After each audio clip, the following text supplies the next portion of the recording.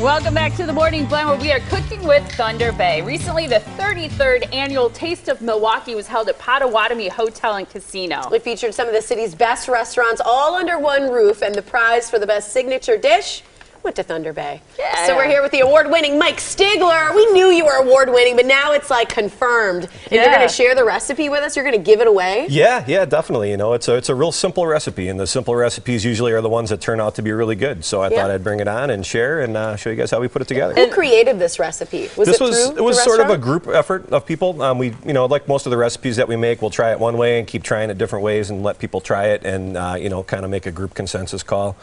Chef Dino is actually out at Potawatomi, who's been on the show with me before here. Yeah. And he's the one who was out there making the crab cake, sweating over the skillet all day. So yeah, he definitely contributed towards making this the award-winning dish. That is great. It's the Thunder Bay Cornbread Crabcakes. Yes. That's the recipe. Okay, so how do you make this? Well, okay, we start off with the most important ingredient, which is Pacific blue crab. Okay. Now, this is already all picked through so that there's no shells or anything in there that's going to, you know, provide any sort of unwanted crunch, which we definitely don't want to have in there. So we've got our crab meat. We're going to break that all up. And then we have the other main ingredient, which is cornbread. Now, this is cornbread that we cooked off ahead of time. We let it cool and kind of let it sit out a little bit so it gets dry, and then just crumble it all up with your hands.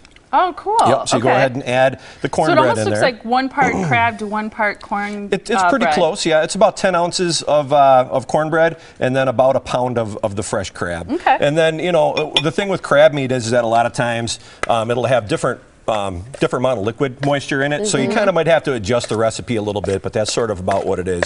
And you'll notice one of the nice things in this recipe is that there's nothing in here that's raw. There's no raw egg or anything like that, so you don't have to worry about undercooking it or, you know, cooking it too much because you're worried about the raw ingredient in there. So we got cornbread. When you said you might have to adjust it for how wet the crab is, does that mean you want it to be drier or you want it to be more moist? Well, it's just that sometimes the crab will have more liquid in it, and if you add it to the, you know, when you put the mix together, it'll turn out being a little bit too wet, at which point you might have to add. You want it a little drier. Yeah, a little bit more dry. You know? I love the lime. Love the fresh lime in there. We're going to add the fresh lime. You can tell this is going to have a little bit of a southwestern type of a flair to it. So we've got our lime, we've got our cornbread, we've got our crab, and then we're going to add a little bit of fresh chopped cilantro in there as well, which is going to give it color, and it's also going to kind of highlight that lime and the cornbread flavor a little bit. We've got a little bit of salt and pepper, which is kind of like our chef salt blend, which is a blend of just salt and pepper all mixed together. That way you don't got to worry about adding them in separately. This really is such an easy recipe. And then the last ingredient is going to be your binder, which is going to be some mayonnaise. So we're going to add, this is about 3/4 cup of mayonnaise in there. We're going to put that all in. Now, how do you feel about Miracle Whip? I'm an anti-Miracle Whip myself. I prefer like Hellmann's real mayonnaise. I think Miracle Whip, personally, I think has got sort of a non-mayo. It's got more of a salad dressing kind of a flavor. I mean, I think Miracle Whip might have its applications, but it's not in this recipe. Good for bologna. Applications. Good for bologna sandwiches. It's culinary applications. All right, so then you stir it all together like so, and that right there is the gist of the cornbread crab cake recipe. Now, this stuff is so good that you could just, you know, eat it like a crab dip almost, like on crackers, as is. I mean, it's that good. A little Melba toast. I like it. Some a little bit of hot sauce. That's me. So then from there, what we're going to do is we got our little scooper here, which you don't have to use. Oh, that's how you get it so perfectly shaped. Yeah, you just take a little handy-dandy scooper there, pop it into your hand, and then sort of form it almost like you would a hamburger patty, you know, kind of similar to that. And then we'll move it over to our pan over here, and we've got a little bit of oil going in our pan, just a little bit. You can either use olive oil or a little bit of vegetable oil, and you get those going in the pan like so. And then, because they're kind of a little bit delicate, I like to use a fork to go ahead and flip them over.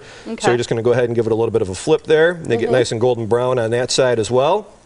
And then I've got some that I like get a little bit more golden brown, and we're going to go ahead and plate those up here. So what we do to plate them is we start off with a little bit of mango salsa in the middle. Just a little bit, because this is sort of a, I hate to use the word dainty in conjunction with anything I'm cooking, but this is a little bit more of a smaller type of a plate.